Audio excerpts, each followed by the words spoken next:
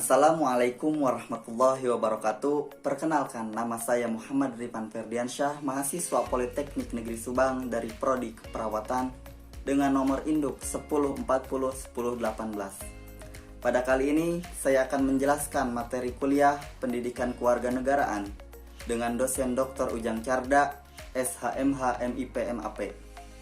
Adapun materi yang akan saya paparkan adalah Sejarah Hak Asasi Manusia di Indonesia dengan penjelasan sebagai berikut. Sejarah Hak Asasi Manusia di Indonesia. Terdapat 6 sejarah hak asasi manusia di Indonesia. Yang pertama, periode tahun 1908 hingga 1945 atau yang dikenal sebagai periode sebelum kemerdekaan. Dalam periode ini ditandai dengan kemunculannya beberapa organisasi pergerakan seperti Organisasi Budi Utomo, Indische Partij, Sarekat Islam. Munculnya organisasi tersebut akibat dari perlakuan penjajah Belanda yang telah melanggar hak-hak warga negara Indonesia. Yang kedua, periode tahun 1945 hingga 1950. Dalam periode ini, pemikiran hak asasi manusia berkutat pada masalah kemerdekaan, yakni kemerdekaan berbicara, kemerdekaan mengemukakan pendapat, dan mendirikan partai. Yang ketiga, periode tahun 1950 hingga 1959.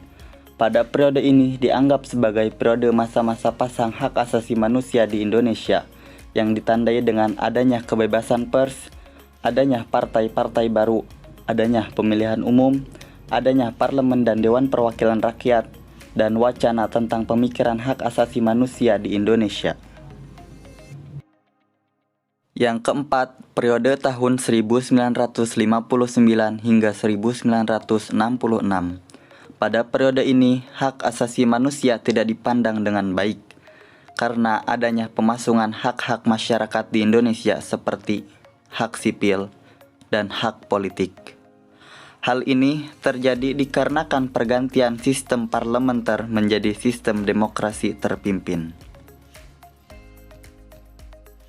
Yang kelima, periode tahun 1966 hingga 1998. Pada periode ini terjadi pada tahun-tahun tertentu, di mana pada tahun itu terjadi kemunduran hak asasi manusia di Indonesia, yaitu pada tahun 1970 hingga 1980.